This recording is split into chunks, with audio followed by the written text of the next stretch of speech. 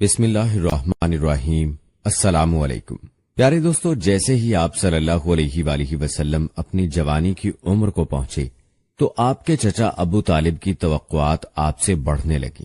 روایات میں آتا ہے چونکہ اب نبی صلی اللہ علیہ وآلہ وسلم جوان ہو چکے تھے تو ابو طالب نے آپ سے کہا، اے بھتیجے، میں ایک بہت غریب آدمی ہوں اور قحط سالی کی وجہ سے اور زیادہ سخت حالات کا سامنا ہے۔ کافی عرصے سے خشک سالی کا دور چل رہا ہے، کوئی ایسا ذریعہ نہیں کہ اپنا کام چلا سکیں، اور نہ ہماری کوئی تجارت ہے۔ ایک تجارتی قافلہ شام جانے والا ہے، اس میں قریش کے لوگ شامل ہیں۔ قریش کی ایک خاتون خدیجہ بنت خویلد شام کی طرف اپنا تجارتی سامان بھیجا کرتی ہیں۔ جو شخص ان کا مال لے کر جاتا ہے وہ اپنی اجرت ان سے طے کر لیتا ہے۔ اب اگر تم ان کے پاس جاؤ اور ان کا مال لے جانے کی پیشکش کرو تو وہ ضرور اپنا مال تمہیں دے دیں گی، کیونکہ تمہاری امانت داری کی شہرت ان تک پہنچ چکی ہے۔ اگرچہ میں اس بات کو پسند نہیں کرتا کہ تم شام کے سفر پر جاؤ، یہودی تمہارے دشمن ہیں، لیکن حالات کی وجہ سے میں مجبور ہوں، اس کے علاوہ کوئی چارہ بھی تو نہیں۔ یہاں تک کہہ کر ابو طالب خاموش ہو گئے۔ تب آپ نے فرمایا، ممکن ہے وہ خاتون خود میرے پاس کسی کو بھیجیں۔ یہ بات آپ نے اس لیے کہی تھی کہ سیدہ خدیجہ رضی اللہ تعالی عنہا کو ایک با اعتماد آدمی کی ضرورت تھی، اور اس وقت مکہ میں آپ سے زیادہ شریف، پاک باز، امانت دار، سمجھدار اور قابل اعتماد آدمی کوئی نہیں تھا۔ ابو طالب اس وقت بہت پریشان تھے۔ آپ کی یہ بات سن کر انہوں نے کہا، اگر تم نہ گئے تو مجھے ڈر ہے وہ کسی اور سے معاملہ طے کر لیں گی۔ یہ کہہ کر ابو طالب اٹھ گئے۔ ادھر آپ کو یقین سا تھا کہ سیدہ خدیجہ رضی اللہ تعالی عنہا خود ان کی طرف کسی کو بھیجیں گی، اور ہوا بھی یہی۔ سیدہ خدیجہ رضی اللہ تعالی عنہا نے اللہ کے رسول صلی اللہ علیہ وآلہ وسلم کو بلا بھیجا۔ پھر آپ سے کہا، میں نے آپ کی سچائی، امانت داری اور نیک اخلاق کے بارے میں سنا ہے، اور اسی وجہ سے میں نے آپ کو بلوایا ہے۔ جو معاوضہ آپ کی قوم کے دوسرے آدمیوں کو دیتی ہوں، آپ کو ان سے دگنا دوں گی۔ آپ نے ان کی بات منظور فرما لی۔ پھر آپ اپنے چچا ابو طالب سے ملے، انہیں یہ بات بتائی۔ ابو طالب سن کر بولے، یہ روزی تمہارے لیے اللہ نے پیدا فرمائی ہے۔ اس کے بعد آپ صلی اللہ علیہ وآلہ وسلم سیدہ خدیجہ رضی اللہ تعالی عنہا کا سامان تجارت لے کر شام کی طرف روانہ ہوئے۔ سیدہ خدیجہ رضی اللہ تعالی عنہا کے غلام میسرہ آپ صلی اللہ علیہ وآلہ وسلم کے ساتھ تھے۔ روانگی کے وقت حضرت خدیجہ رضی اللہ تعالی عنہا نے میسرہ سے کہا، کسی معاملے میں ان کی نافرمانی نہ کرنا، جو یہ کہیں وہی کرنا، ان کی رائے سے اختلاف نہ کرنا۔ آپ صلی اللہ علیہ وآلہ وسلم کے سب چچاؤں نے قافلے والوں سے آپ کی خبر گیری رکھنے کی درخواست کی۔ اس کی وجہ یہ بھی تھی کہ ذمہ داری کے لحاظ سے یہ آپ صلی اللہ علیہ وآلہ وسلم کا پہلا تجارتی سفر تھا۔ گویا آپ صلی اللہ علیہ وآلہ وسلم اس کام میں بالکل نئے تھے۔ ادھر آپ صلی اللہ علیہ وآلہ وسلم روانہ ہوئے، ادھر آپ صلی اللہ علیہ وآلہ وسلم کا معجزہ شروع ہو گیا۔ ایک بدلی نے آپ صلی اللہ علیہ وآلہ وسلم کے اوپر سایہ کر لیا۔ آپ صلی اللہ علیہ وآلہ وسلم کے ساتھ ساتھ چلنے لگی۔ جب آپ صلی اللہ علیہ وآلہ وسلم شام پہنچے تو بصرہ شہر کے بازار میں ایک درخت کے سائے میں اترے۔ یہ درخت ایک عیسائی راہب نستورہ کی خانقاہ کے سامنے تھا۔ اس راہب نے میسرہ کو دیکھا تو خانقاہ سے نکل آیا۔ اس وقت اس نے آپ صلی اللہ علیہ وآلہ وسلم کو دیکھا۔ آپ صلی اللہ علیہ وآلہ وسلم درخت کے نیچے ٹھہرے ہوئے تھے۔ اس نے میسرہ سے پوچھا، یہ شخص کون ہے جو اس درخت کے نیچے موجود ہے؟ میسرہ نے کہا، یہ ایک قریشی شخص ہیں، حرم والوں میں سے ہیں۔ یہ سن کر راہب نے کہا، اس درخت کے نیچے نبی کے سوا کبھی کوئی آدمی نہیں بیٹھا۔ مطلب یہ تھا کہ اس درخت کے نیچے آج تک کوئی شخص نہیں بیٹھا۔ اللہ تعالیٰ نے اس درخت کو ہمیشہ اس سے بچایا ہے کہ اس کے نیچے نبی کے سوا کوئی دوسرا شخص بیٹھے۔ اس کے بعد اس نے میسرہ سے پوچھا، کیا ان کی آنکھوں میں سرخی ہے؟ میسرہ نے جواب دیا، ہاں بالکل ہے، اور یہ سرخی ان کی آنکھوں میں مستقل رہتی ہے۔ اب نستورہ نے کہا، یہ وہی ہے۔ میسرہ نے حیران ہو کر اس کی طرف دیکھا اور بولے، کیا مطلب یہ وہی ہے؟ کون وہی؟ یہ آخری پیغمبر ہے۔ کاش میں وہ زمانہ پا سکتا جب انہیں ظہور کا حکم ملے گا، یعنی جب انہیں نبوت ملے گی۔ اس کے بعد وہ چپکے سے آپ صلی اللہ علیہ وآلہ وسلم کے پاس پہنچا۔ پہلے تو اس نے آپ صلی اللہ علیہ وآلہ وسلم کے سر کو بوسہ دیا، پھر آپ صلی اللہ علیہ وآلہ وسلم کے قدموں کو بوسہ دیا اور بولا، میں آپ صلی اللہ علیہ وآلہ وسلم پر ایمان لاتا ہوں اور گواہی دیتا ہوں کہ آپ صلی اللہ علیہ وآلہ وسلم وہی ہیں جن کا ذکر اللہ تعالیٰ نے تورات میں فرمایا ہے۔ اس کے بعد نستورہ نے کہا، اے محمد صلی اللہ علیہ وآلہ وسلم، میں نے آپ صلی اللہ علیہ وآلہ وسلم میں وہ تمام نشانیاں دیکھ لی ہیں جو پرانی کتابوں میں آپ صلی اللہ علیہ وآلہ وسلم کی نبوت کی علامتوں کے طور پر درج ہیں۔ صرف ایک نشانی باقی ہے، اس لیے آپ صلی اللہ علیہ وآلہ وسلم ذرا اپنے کندھے سے کپڑا ہٹائیں۔ آپ صلی اللہ علیہ وآلہ وسلم نے اپنے شانہ مبارک سے کپڑا ہٹا دیا۔ تب نستورہ نے وہاں مہر نبوت کو جگمگاتے دیکھا۔ وہ فوراً مہر نبوت کو چومنے کے لیے جھک گیا، پھر بولا، میں گواہی دیتا ہوں کہ اللہ تعالیٰ کے سوا کوئی عبادت کے لائق نہیں، اور میں گواہی دیتا ہوں کہ آپ صلی اللہ علیہ وآلہ وسلم اللہ تعالیٰ کے پیغمبر ہیں۔ آپ صلی اللہ علیہ وآلہ وسلم کے بارے میں حضرت عیسیٰ ابن مریم علیہ السلام نے خوشخبری دی تھی، اور انہوں نے کہا تھا، میرے بعد اس درخت کے نیچے کوئی نہیں بیٹھے گا سوائے اس پیغمبر کے جو امی یعنی ان پڑھ، ہاشمی، عربی اور مکی یعنی مکہ کے رہنے والے ہوں گے۔ قیامت میں حوض کوثر اور شفاعت والے ہوں گے۔ اس واقعے کے بعد آپ صلی اللہ علیہ وآلہ وسلم بصرہ کے بازار تشریف لے گئے۔ وہاں آپ صلی اللہ علیہ وآلہ وسلم نے مال فروخت کیا جو ساتھ لائے تھے اور کچھ چیزیں خریدی۔ اس خرید و فروخت کے دوران ایک شخص نے آپ صلی اللہ علیہ وآلہ وسلم سے کچھ جھگڑا کیا اور بولا، لات اور عزا کی قسم کھاؤ۔ آپ صلی اللہ علیہ وآلہ وسلم نے فرمایا، میں نے ان بتوں کے نام پر کبھی قسم نہیں کھائی۔ آپ صلی اللہ علیہ وآلہ وسلم کا یہ جملہ سن کر وہ شخص چونک اٹھا۔ شاید وہ گزشتہ آسمانی کتاب کا کوئی عالم تھا اور اس نے آپ کو پہچان لیا تھا، چنانچہ بولا، آپ ٹھیک کہتے ہیں۔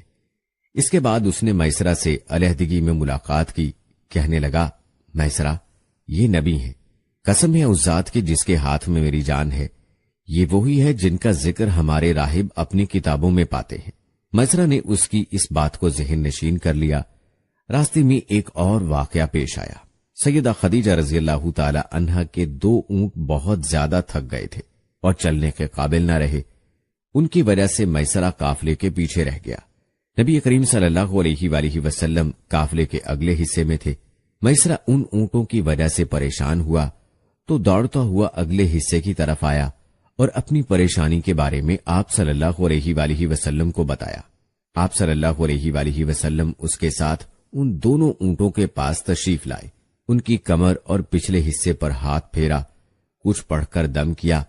آپ کا ایسا کرنا تھا کہ اونٹ اسی وقت ٹھیک ہو گئے اور اس قدر تیز چلے کہ قافلے کے اگلے حصے میں پہنچ گئے۔ اب وہ منہ سے آوازیں نکال رہے تھے اور چلنے میں جوش و خروش کا اظہار کر رہے تھے۔ پھر قافلے والوں نے اپنا سامان فروخت کیا۔ اس بار انہیں اتنا نفع ہوا کہ پہلے کبھی نہیں ہوا تھا۔ چنانچہ میسرہ نے آپ سے کہا، اے محمد، ہم صالحہ سال سے سیدہ خدیجہ رضی اللہ تعالی عنہا کے لیے تجارت کر رہے ہیں، مگر اتنا زبردست نفع ہمیں کبھی نہیں ہوا جتنا اس بار ہوا ہے۔ آخر قافلہ واپس مکہ کی طرف روانہ ہوا۔ میسرہ نے اس دوران صاف طور پر یہ بات دیکھی کہ جب گرمی کا وقت ہوتا تھا اور نبی کریم صلی اللہ علیہ وآلہ وسلم اپنے اونٹ پر ہوتے تو 2 فرشتے دھوپ سے بچانے کے لیے آپ صلی اللہ علیہ وآلہ وسلم پر سایہ کیے رہتے تھے۔ ان تمام باتوں کی وجہ سے میسرہ کے دل میں آپ کی محبت گھر کر گئی اور یوں لگنے لگا جیسے وہ آپ کا غلام ہو۔ دوستو، کہتے ہیں کہ آپ صلی اللہ علیہ وآلہ وسلم دوپہر کے وقت مکہ میں داخل ہوئے۔ آپ باقی قافلے سے پہلے پہنچ گئے تھے۔ آپ سیدھے حضرت خدیجہ رضی اللہ تعالی عنہا کے گھر پہنچے۔ وہ اس وقت چند عورتوں کے ساتھ بیٹھی تھیں۔ انہوں نے دور سے آپ کو دیکھ لیا۔ آپ اونٹ پر سوار تھے اور 2 فرشتے آپ پر سایہ کیے ہوئے تھے۔ حضرت خدیجہ رضی اللہ تعالی عنہا نے یہ منظر دوسری عورتوں کو بھی دکھایا۔ وہ سب بہت حیران ہوئی۔ اب آپ صلی اللہ علیہ وآلہ وسلم نے حضرت خدیجہ رضی اللہ تعالی عنہا کو تجارت کے حالات سنائے، منافع کے بارے میں بتایا۔ اس مرتبہ پہلے کی نسبت دگنا منافع ہوا تھا۔ حضرت خدیجہ رضی اللہ تعالی عنہا بہت خوش ہوئی۔ انہوں نے پوچھا، میسرہ کہاں ہے؟ آپ نے بتایا وہ ابھی پیچھے ہے۔ یہ سن کر سیدہ نے کہا، آپ فوراً اس کے پاس جائیے اور اسے جلد از جلد میرے پاس لائیے۔ آپ واپس روانہ ہوئے۔ حضرت خدیجہ رضی اللہ تعالی عنہا نے دراصل آپ کو اس لیے بھیجا تھا کہ وہ پھر سے وہی منظر دیکھنا چاہتی تھی، جاننا چاہتی تھی کیا اب بھی فرشتے ان پر سایہ کرتے ہیں یا نہیں۔ جو ہی آپ روانہ ہوئے یہ اپنے مکان کے اوپر چڑھ گئی اور وہاں سے آپ کو دیکھنے لگی۔ آپ کی شان اب بھی وہی نظر آئی۔ اب انہیں یقین ہو گیا کہ ان کی آنکھوں نے دھوکہ نہیں کھایا۔ کچھ دیر بعد آپ صلی اللہ علیہ وآلہ وسلم میسرہ کے ساتھ ان کے پاس پہنچ گئے۔ حضرت خدیجہ رضی اللہ تعالی عنہا نے میسرہ سے کہا، میں نے ان پر 2 فرشتوں کو سایہ کرتے ہوئے دیکھا ہے، کیا تم نے بھی کوئی ایسا منظر دیکھا ہے؟ جواب میں میسرہ نے کہا، میں تو یہ منظر اس وقت سے دیکھ رہا ہوں جب قافلہ یہاں سے شام جانے کے لیے روانہ ہوا تھا۔ اس کے بعد میسرہ نے نستورہ سے ملاقات کا حال سنایا۔ دوسرے آدمی نے جو کہا تھا وہ بھی بتایا، جس نے لات اور عزا کی قسم کھانے کے لیے کہا تھا، پھر اونٹوں والا واقعہ بتایا۔ یہ تمام باتیں سننے کے بعد سیدہ خدیجہ رضی اللہ تعالی عنہا نے آپ کو طے شدہ اجرت سے دگنا دی، جبکہ طے شدہ اجرت پہلے ہی دوسرے لوگوں کی نسبت دگنا تھی۔ ان تمام باتوں سے سیدہ خدیجہ رضی اللہ تعالی عنہا بہت حیران ہوئی۔ اب وہ اپنے چچا زاد بھائی ورقہ بن نوفل سے ملی۔ یہ پچھلی کتابوں کے عالم تھے۔ سیدہ خدیجہ رضی اللہ تعالی عنہا نے انہیں جو کچھ خود دیکھا اور میسرہ کی زبانی سنا تھا وہ سب کہہ سنایا۔ ورقہ بن نوفل اس وقت عیسائی مذہب سے تعلق رکھتے تھے، اس سے پہلے وہ یہودی تھے۔ سیدہ خدیجہ رضی اللہ تعالی عنہا کی تمام باتیں سن کر ورقہ بن نوفل نے کہا، خدیجہ، اگر یہ باتیں سچ ہیں تو سمجھ لو محمد اس امت کے نبی ہیں۔ میں یہ بات جان چکا ہوں کہ وہ اس امت کے ہونے والے نبی ہیں۔ دنیا کو انہی کا انتظار تھا، یہی ان کا زمانہ ہے۔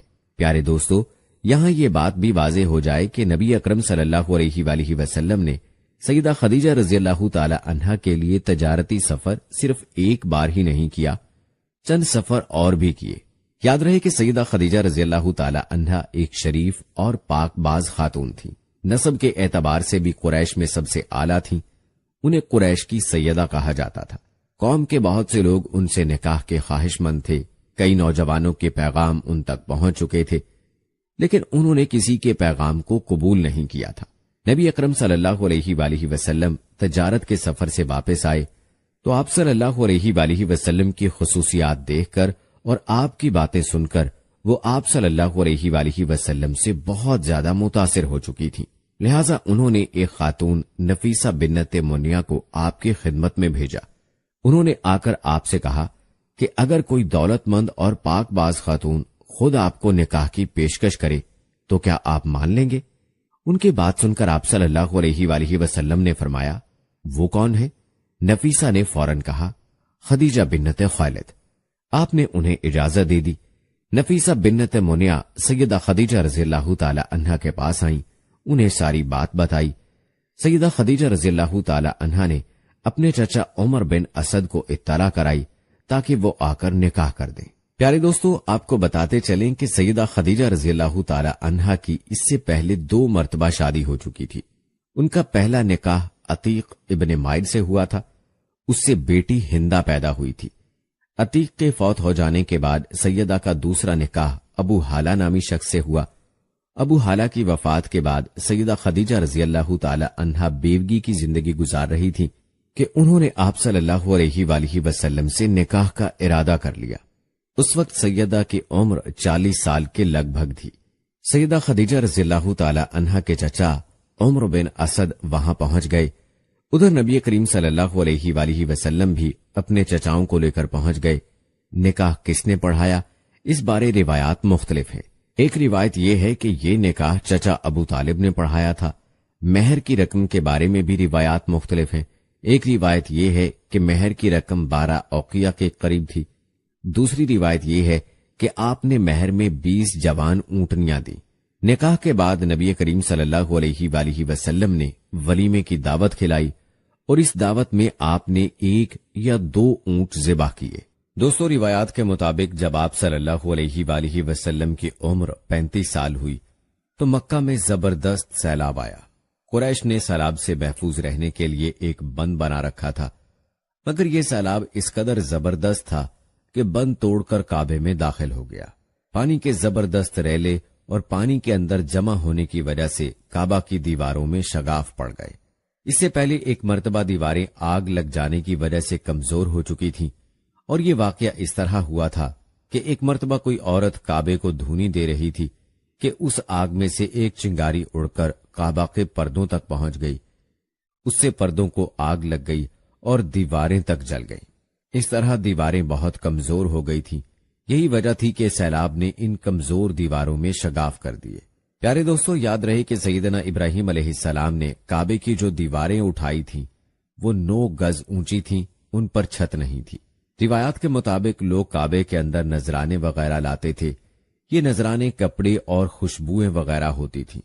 کعبے کے اندر جو کنواں تھا، یہ سب نذرانے اس کنویں میں ڈال دیے جاتے تھے۔ کنواں اندرونی حصے میں دائیں طرف تھا، اس کو کعبے کا خزانہ کہا جاتا تھا۔ کعبے کے خزانے کو ایک مرتبہ ایک چور نے چرانے کی کوشش کی، چور کنویں میں ہی مر گیا۔ اس کے بعد اللہ تعالیٰ نے اس کی حفاظت کے لیے ایک سانپ کو مقرر کر دیا۔ یہ سانپ کنویں کی منڈیر پر بیٹھا رہتا تھا، کسی کو خزانے کے نزدیک نہیں آنے دیتا تھا۔ قریش بھی اس سے خوف زدہ رہتے تھے۔ اب جب کہ کعبے کی دیواروں میں شگاف پڑ گئے اور نئے سرے سے اس کی تعمیر کا مسئلہ پیش آیا تو اللہ تعالیٰ نے ایک پرندے کو بھیجا، وہ اس سانپ کو اٹھا لے گیا۔ یہ دیکھ کر قریش کے لوگ بہت خوش ہوئے۔ اب انہوں نے نئے سرے سے کعبے کی تعمیر کا فیصلہ کر لیا اور پروگرام بنایا کہ بنیادیں مضبوط بنا کر دیواروں کو زیادہ اونچا اٹھایا جائے۔ اس طرح دروازے کو بھی اونچا کر دیا جائے گا تاکہ کعبے میں کوئی داخل نہ ہو، صرف وہی شخص داخل ہو جسے وہ اجازت دیں۔ اب انہوں نے پتھر جمع کیے۔ ہر قبیلہ اپنے حصے کے پتھر الگ جمع کر رہا تھا۔ چندہ بھی جمع کیا گیا۔ چندے میں انہوں نے پاک کمائی دی، ناپاک کمائی نہیں دی۔ مثلا طوائفوں کی آمدنی، سود کی کمائی، دوسروں کا مال غصب کر کے حاصل کی گئی دولت چندے میں نہیں دی، اور پاک کمائی انہوں نے بلا وجہ نہیں دی تھی۔ دوستو، کہتے ہیں کہ اس کی وجہ ایک خاص واقعہ تھا جس سے وہ اس نتیجے پر پہنچے تھے کہ اس کام میں صرف پاک کمائی لگائی جائے گی۔ وہ واقعہ یوں تھا، ایک قریشی سردار ابو وہاب عمر بن عابد نے جب یہ کام شروع کرنے کے لیے ایک پتھر اٹھایا تو پتھر اس کے ہاتھ سے نکل کر پھر اسی جگہ پہنچ گیا جہاں سے اسے اٹھایا گیا تھا۔ اس پر قریشی حیران و پریشان ہوئے۔ آخر خود وہاب کھڑا ہوا اور بولا، اے گروہ قریش، کعبے کی بنیادوں میں سوائے پاک مال کے کوئی دوسرا مال شامل مت کرنا۔ بیت اللہ کی تعمیر میں کسی بدکار عورت کی کمائی، سود کی کمائی یا زبردستی حاصل کی گئی دولت ہرگز شامل نہ کرنا۔ یہ وہاب نبی کریم صلی اللہ علیہ وآلہ وسلم کے والد حضرت عبداللہ کا ماموں تھا اور اپنی قوم میں ایک شریف آدمی تھا۔ جب قریش کے لوگ خانہ کعبہ کی تعمیر کے لیے پتھر ڈھو رہے تھے تو ان کے ساتھ نبی کریم صلی اللہ علیہ وآلہ وسلم بھی پتھر ڈھونے میں شریک تھے۔ آپ پتھر اپنی گردن پر رکھ کر لا رہے تھے۔ تعمیر شروع کرنے سے پہلے قریش کے لوگوں نے خوف محسوس کیا کہ دیواریں گرانے سے کہیں ان پر کوئی مصیبت نہ نازل ہو جائے۔ آخر ایک سردار ولید بن مغیرہ نے کہا، کعبہ کی دیواریں گرانے سے تمہارا ارادہ اصلاح اور مرمت کا ہے یا اس کو خراب کرنے کا؟ جواب میں لوگوں نے کہا، ظاہر ہے ہم تو مرمت اور اصلاح چاہتے ہیں۔ یہ سن کر ولید نے کہا، تب پھر سمجھ لو اللہ تعالیٰ اصلاح کرنے والوں کو برباد نہیں کرتا۔ پھر ولید ہی نے گرانے کے کام کی ابتدا کی، لیکن اس نے بھی صرف ایک حصہ ہی گرایا تاکہ معلوم ہو جائے کہ ان پر کوئی تباہی تو نہیں آتی۔ جب وہ رات خیریت سے گزر گئی تب دوسرے دن سب لوگ اس کے ساتھ شریک ہو گئے اور پوری عمارت گرا دی، یہاں تک کہ اس کی بنیاد تک پہنچ گئے۔ یہ بنیاد ابراہیم علیہ السلام کے ہاتھ کی رکھی ہوئی تھی۔ حضرت ابراہیم علیہ السلام نے بنیادوں میں سبز رنگ کے پتھر رکھے تھے۔ یہ پتھر اونٹ کی کوہان کی طرح کے تھے اور ایک دوسرے سے جڑے ہوئے تھے۔ ان لوگوں کے لیے ان کو توڑنا بہت مشکل کام ثابت ہوا۔ دوستو، روایات میں آتا ہے کہ دائیں کونے کے نیچے سے قریش کو ایک تحریر ملی۔ وہ تحریر سریانی زبان میں لکھی ہوئی تھی۔ انہیں سریانی زبان نہیں آتی تھی۔ آخر ایک یہودی کو تلاش کر کے لایا گیا۔ اس نے وہ تحریر پڑھ کر انہیں سنائی۔ تحریر یہ تھی، میں اللہ ہوں، مکہ کا مالک، جس کو میں نے اس دن پیدا کیا، جس دن میں نے آسمانوں اور زمین کو پیدا کیا، جس دن میں نے سورج اور چاند بنائے۔ میں نے اس کو یعنی مکہ کو 7 فرشتوں کے ذریعے گھیر دیا ہے۔ اس کی عظمت اس وقت تک ختم نہیں ہوگی جب تک کہ اس کے دونوں طرف پہاڑ موجود ہیں۔ ان پہاڑوں سے مراد ایک تو ابو قیس پہاڑ ہے جو کہ صفا پہاڑی کے سامنے ہے، اور دوسرا قیقان پہاڑ ہے جو مکہ کے قریب ہے اور جس کا رخ ابو قیس پہاڑ کی طرف ہے۔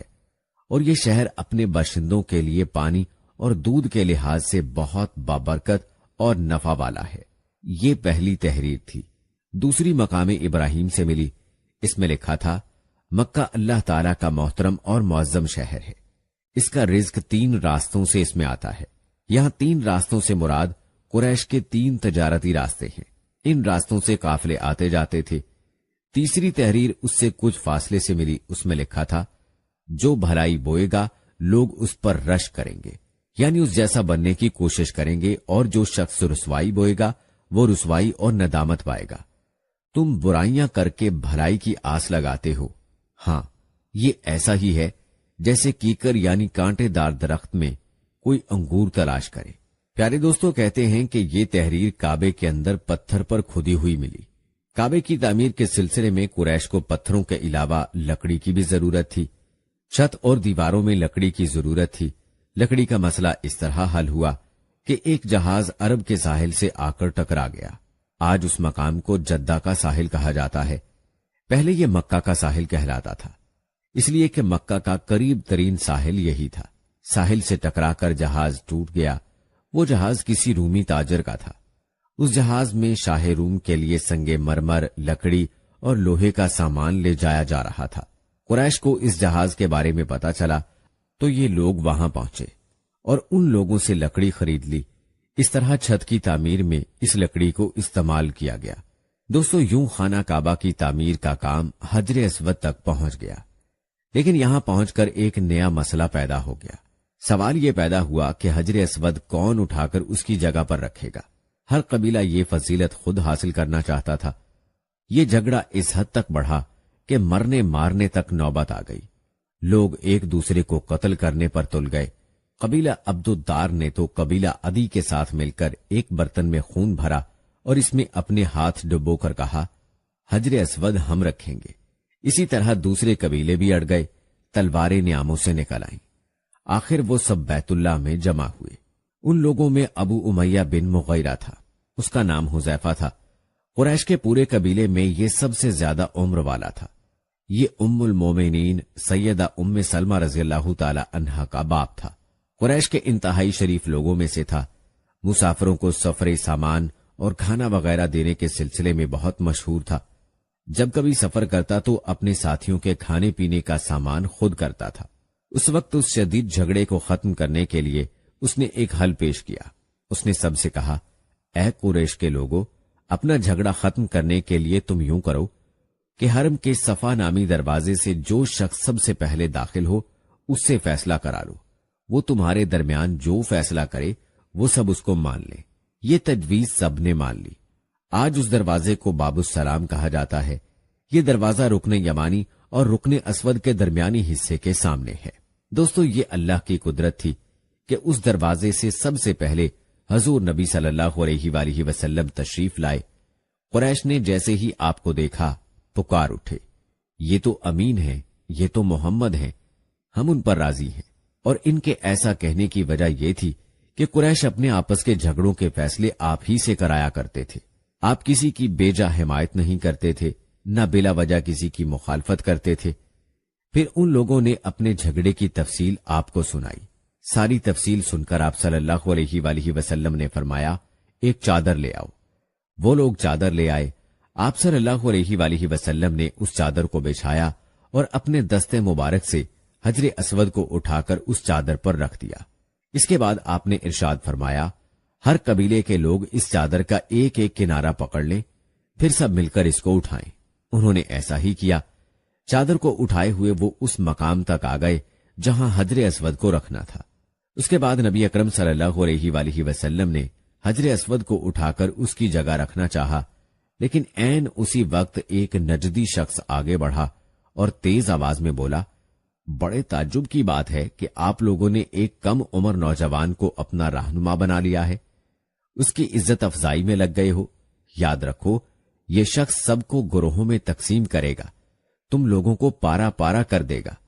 قریب تھا کہ لوگوں میں اس کی باتوں سے ایک بار پھر جھگڑا ہو جائے، لیکن پھر خود ہی انہوں نے محسوس کر لیا کہ حضور صلی اللہ علیہ وآلہ وسلم نے جو فیصلہ کیا ہے وہ لڑانے والا نہیں، لڑائی ختم کرنے والا ہے۔ چنانچہ حجر اسود کو نبی کریم صلی اللہ علیہ وآلہ وسلم نے اپنے مبارک ہاتھوں سے اس کی جگہ پر رکھ دیا۔ دوستو، مورخین نے لکھا ہے یہ نجدی شخص دراصل ابلیس تھا، جو اس موقع پر انسانی شکل میں آیا تھا۔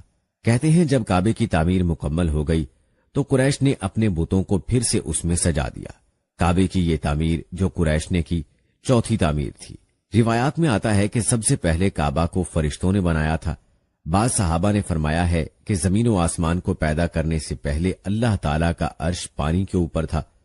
جب عرش کو پانی پر ہونے کی وجہ سے حرکت ہوئی تو اس پر یہ کلمہ لکھا گیا، لا الہ الا اللہ محمد الرسول اللہ، اللہ تعالیٰ کے سوا کوئی معبود نہیں، محمد اللہ تعالیٰ کے رسول ہیں۔ اس کلمے کے لکھے جانے کے بعد عرش ساکن ہو گیا۔ پھر جب اللہ تعالیٰ نے آسمانوں اور زمین کو پیدا کرنے کا ارادہ فرمایا تو اس نے پانی پر ہوا کو بھیجا، اس سے پانی میں موجیں اٹھنے لگیں اور بخارات اٹھنے لگے۔ اللہ تعالیٰ نے ان بخارات یعنی بھاپ سے آسمان کو پیدا فرمایا۔ پھر اللہ تعالیٰ نے کعبہ کی جگہ سے پانی کو ہٹا دیا، جگہ خشک ہو گئی۔ چنانچہ یہی بیت اللہ کی جگہ ساری زمین کی اصل ہے اور اس کا مرکز ہے۔ یہی خشکی بڑھتے بڑھتے 7 بر اعظم بن گئی۔ جب زمین ظاہر ہو گئی تو اس پر پہاڑ قائم کیے گئے اور کہا جاتا ہے کہ زمین پر سب سے پہلا پہاڑ ابو قبیس ہے۔ پھر اللہ تعالیٰ نے فرشتوں کو حکم فرمایا، زمین پر میرے نام کا ایک گھر بناؤ تاکہ آدم کی اولاد اس گھر کے ذریعے میری پناہ مانگے۔ انسان اس گھر کا طواف کریں جس طرح تم نے میرے عرش کے گرد طواف کیا ہے تاکہ میں ان سے راضی ہو جاؤں۔ فرشتوں نے حکم کی تعمیل کی۔ پھر آدم علیہ السلام نے خانہ کعبہ کی تعمیر شروع کی۔ اس کے بعد حضرت ابراہیم علیہ السلام نے خانہ کعبہ کی تعمیر کی۔ اس طرح قریش کے ہاتھوں یہ تعمیر چوتھی بار ہوئی تھی۔ پیارے دوستو، روایات میں آتا ہے کہ جیسے ہی حضور اکرم صلی اللہ علیہ وآلہ وسلم کی عمر مبارک 40 سال کے قریب ہوئی تو وحی کے آثار شروع ہو گئے۔ اس سلسلے میں سب سے پہلے آپ کو سچے خواب دکھائی دینے لگے۔ آپ جو خواب دیکھتے وہ حقیقت بن کر سامنے آ جاتا۔ اللہ تعالیٰ نے سچے خوابوں کا سلسلہ اس لیے شروع کیا کہ اچانک فرشتے کی آمد سے کہیں آپ خوف زدہ نہ ہو جائیں۔ ان دنوں ایک بار آپ نے سیدہ خدیجہ رضی اللہ تعالی عنہا سے فرمایا، جب میں تنہائی میں جا کر بیٹھتا ہوں تو مجھے آواز سنائی دیتی ہے، کوئی کہتا ہے اے محمد اے محمد۔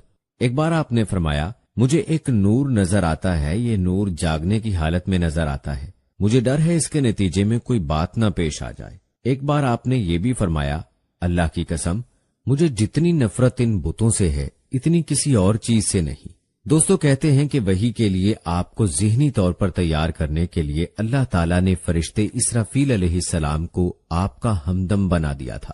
آپ ان کی موجودگی کو محسوس تو کرتے تھے مگر انہیں دیکھ نہیں سکتے تھے۔ اس طرح آپ کو نبوت کی خوشخبریاں دی جاتی رہیں، آپ کو وحی کے لیے تیار کیا جاتا رہا۔ اللہ تعالیٰ نے آپ صلی اللہ علیہ وآلہ وسلم کے دل میں تنہائی کا شوق پیدا فرما دیا تھا، چنانچہ آپ کو تنہائی عزیز ہو گئی۔ آپ غار ہرا میں چلے جاتے اور وہاں وقت گزارتے۔ اس پہاڑ سے آپ کو ایک بار آواز بھی سنائی دی تھی، میری طرف تشریف لائیے اے اللہ کے رسول۔ روایات میں آتا ہے کہ اس غار میں آپ مسلسل کئی راتیں گزارتے، اللہ کی عبادت کرتے۔ کبھی آپ 3 راتوں تک وہاں ٹھہرے رہتے، کبھی 7 راتوں تک، کبھی پورا مہینہ وہاں گزار دیتے۔ آپ جو کھانا ساتھ لے جاتے تھے جب ختم ہو جاتا تو گھر تشریف لے جاتے۔ یہ کھانا عام طور پر زیتون کا تیل اور خشک روٹی ہوتا تھا، کبھی کھانے میں گوشت بھی ہوتا تھا۔ غار ہرا میں قیام کے دوران کچھ لوگ وہاں سے گزرتے اور ان میں کچھ مسکین لوگ ہوتے تو آپ انہیں کھانا کھلاتے۔ دوستو، جہاں تک سوال ہے کہ غار ہرا میں آپ عبادت کس طرح کرتے تھے تو روایات میں اس کی وضاحت نہیں ملتی۔ علماء کرام نے اپنا اپنا خیال ضرور ظاہر کیا ہے۔ ان میں سے ایک خیال یہ ہے کہ آپ کائنات کی حقیقت پر غور و فکر کرتے تھے اور یہ غور و فکر لوگوں سے الگ رہ کر ہی ہو سکتا تھا۔ پھر آخرکار وہ رات آ گئی جب اللہ تعالیٰ نے آپ کو نبوت اور رسالت عطا فرما دی۔ آپ کی نبوت کے ذریعے اپنے بندوں پر عظیم احسان فرمایا۔ وہ ربیع الاول کا مہینہ تھا اور تاریخ 17 تھی۔ بعض علماء نے یہ لکھا ہے کہ وہ رمضان کا مہینہ تھا کیونکہ قرآن رمضان میں نازل ہونا شروع ہوا تھا۔ 8ویں اور 3 تاریخ بھی روایات میں آئی ہے اور یہ پہلا موقع تھا جب جبرائیل علیہ السلام وحی لے کر آپ کے خدمت میں حاضر ہوئے۔ اس سے پہلے وہ آپ کے پاس نہیں آئے تھے۔ جس صبح جبرائیل علیہ السلام وحی لے کر آئے وہ پیر کی صبح تھی اور پیر کی صبح ہی آپ اس دنیا میں تشریف لائے تھے۔ جیسا کہ آپ صلی اللہ علیہ وآلہ وسلم اکثر فرمایا کرتے تھے، پیر کے دن کا روزہ رکھو کیونکہ میں پیر کے دن پیدا ہوا پیر کے دن ہی مجھے نبوت ملی۔ بہرحال دوستو، اس بارے میں روایات مختلف ہیں۔ یہ بات طے ہے کہ اس وقت آپ کی عمر مبارک کا 40واں سال تھا۔ آپ اس وقت نیند میں تھے کہ جبرائیل علیہ السلام تشریف لے آئے۔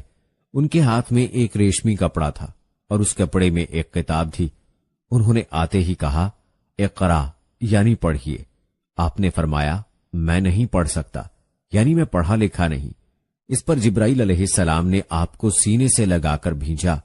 آپ صلی اللہ علیہ وآلہ وسلم فرماتے ہیں، انہوں نے مجھے اس زور سے بھیجا کہ مجھے موت کا گمان ہوا۔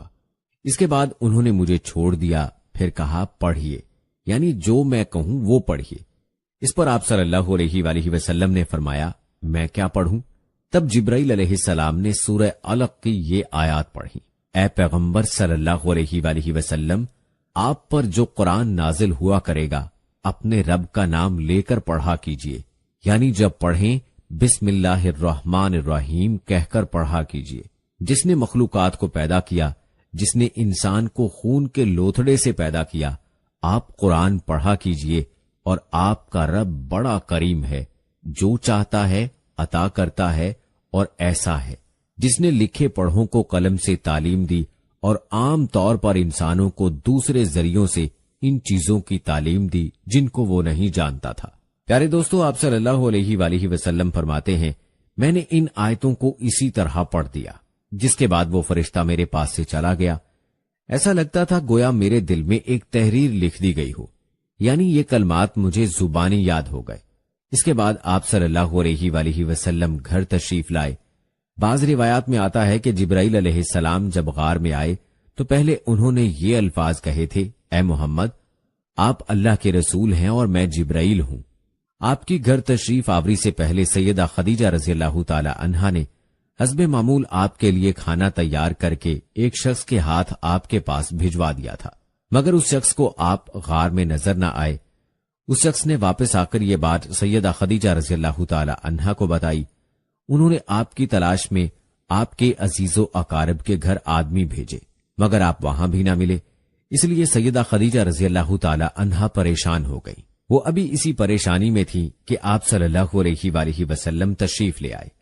آپ نے جو کچھ دیکھا اور سنا تھا اس کی تفصیل سیدہ خدیجہ رضی اللہ تعالی عنہا سے بیان فرمائی۔ حضرت جبرائیل علیہ السلام کا یہ جملہ بھی بتایا کہ اے محمد، آپ اللہ کے رسول ہیں۔ یہ سن کر سیدہ خدیجہ رضی اللہ تعالی عنہا نے کہا، آپ کو خوشخبری ہو، آپ یقین کیجئے، قسم ہے اس ذات کی جس کے قبضے میں میری جان ہے، آپ اس امت کے نبی ہوں گے۔ پیارے دوستو، کہتے ہیں کہ سیدہ خدیجہ رضی اللہ تعالی عنہا پھر آپ کو اپنے چچا زاد بھائی ورقہ بن نوفل کے پاس لے گئیں۔ غار والا سارا واقعہ انہیں سنایا۔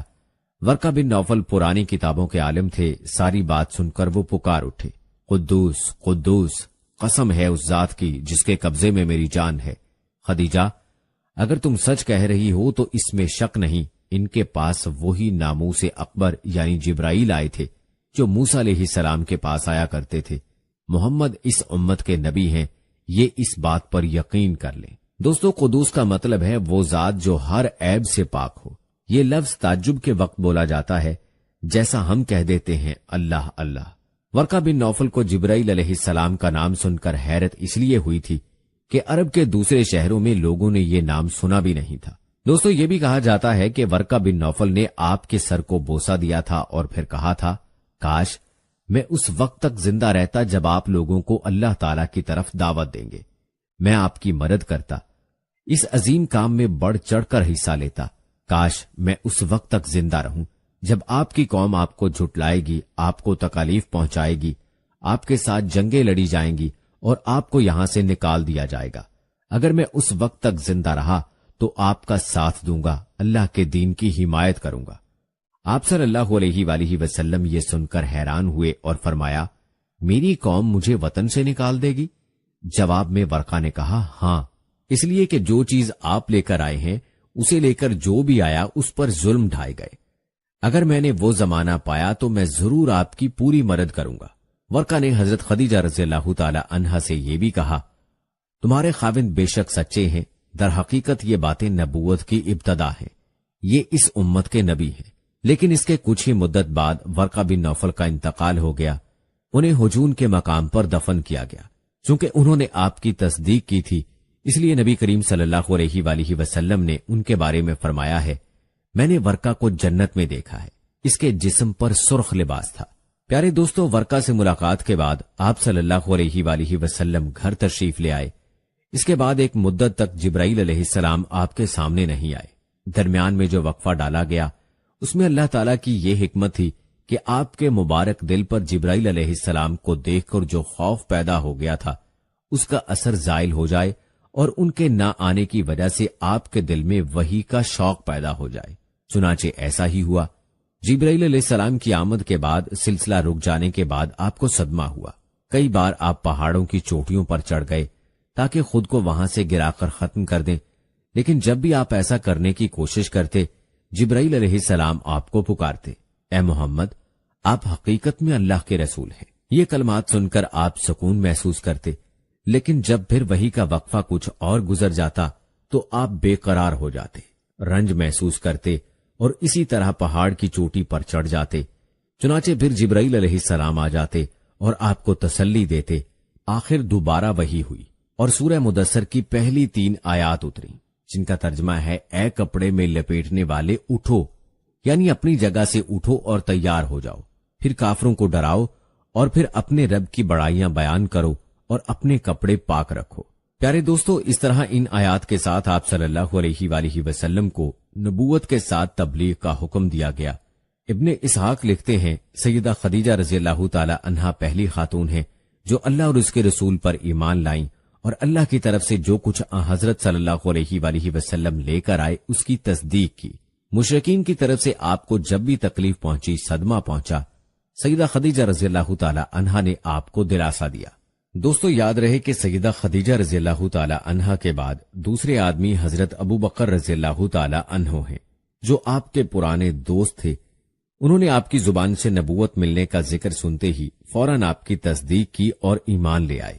بچوں میں سیدنا علی رضی اللہ تعالی عنہ ہیں، جو آپ پر پہلے ایمان لائے، اور ان کے ایمان لانے کا واقعہ کچھ اس طرح ہے۔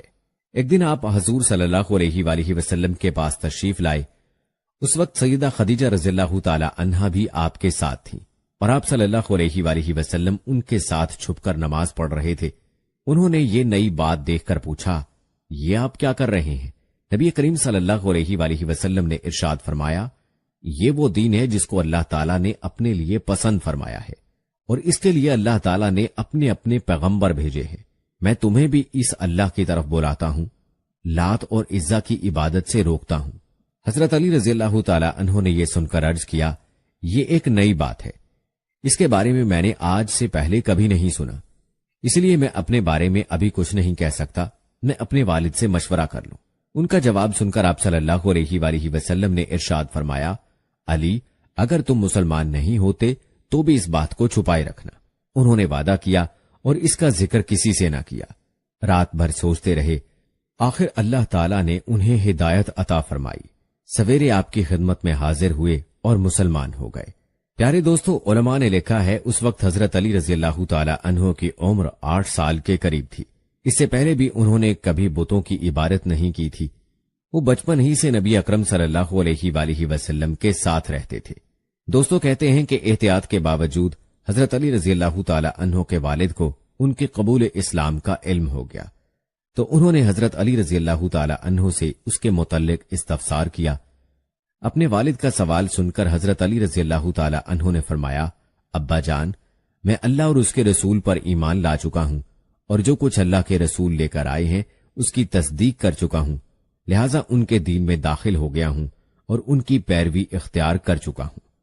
یہ سن کر ابو طالب نے کہا، جہاں تک ان کی بات ہے، یعنی محمد صلی اللہ علیہ وآلہ وسلم کی، تو وہ تمہیں بھلائی کے سوا کسی دوسرے راستے پر نہیں لگائیں گے، لہٰذا ان کا ساتھ نہ چھوڑنا۔